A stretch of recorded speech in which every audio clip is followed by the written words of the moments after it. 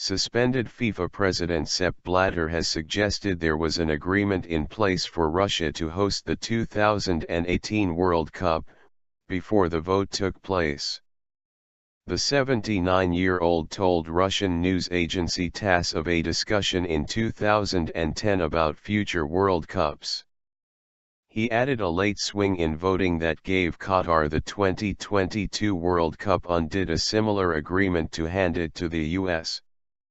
The Swiss is serving a 90-day ban alongside Uefa chief Michel Platini, and both deny any wrongdoing. Asked whether it was a mistake to hold voting for the 2018 and 2022 tournaments simultaneously, Blatter replied that before the ballot, it was agreed inside the group that we go to Russia because it has never been to Eastern Europe, and for 2022 we go back to America. And so we would have the World Cup in the two biggest political powers.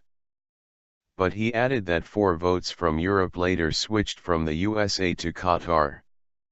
The bidding process for the 2018 and 2022 tournaments is the subject of an ongoing Swiss criminal investigation. It was begun alongside a U.S. inquiry following the arrest and indictment of several top executives by the U.S. Department of Justice on corruption charges. Simon Johnson, Chief Operating Officer of England's 2018 World Cup bid, reacted angrily to Blatter's comments. Johnson believes England's Football Association is fully entitled to make a claim against FIFA to recoup the £21 million, including £2.5 million of public money from local authorities, spent on the failed bid. All the way through the process we were being told by high-ranking FIFA officials that as long as we put together a strong bid and a good presentation we would have a lot to offer for 2018 World Cup bid, he told BBC Radio 5 Live. Had they been open about this from the beginning, we would never have started the bid in the first place, we would never have spent that money, we would never have wasted anybody's time. FA Chairman Greg Dyke says the governing body will investigate Blatter's revelation that there was a pre-vote agreement to hand the 2018 World Cup to Russia. Dyke, giving evidence to the UK Parliament's Culture, Media and Sport Committee, said it would be very nice to get that money back. Blatter said it was his dream for his ban to end in time to conduct the February Congress when the election to replace him with one of 7 candidates will take place.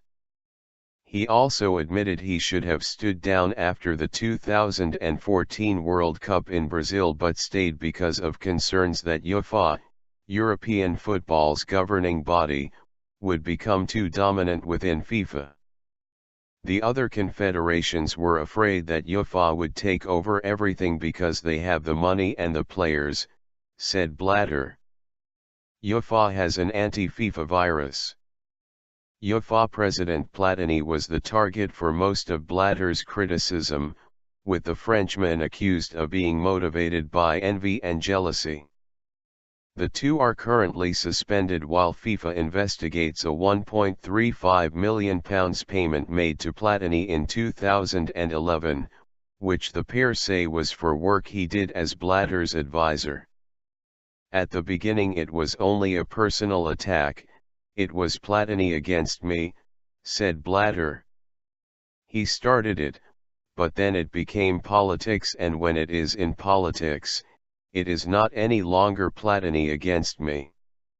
It is then those who have lost the World Cup, England against Russia.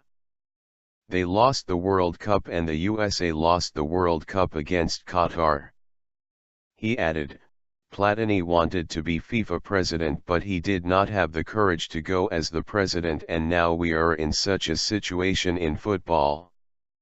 A spokesman for FIFA's Ethics Committee investigatory chamber told BBC Sport it was reading with interest Blatter's comments but declined to comment further.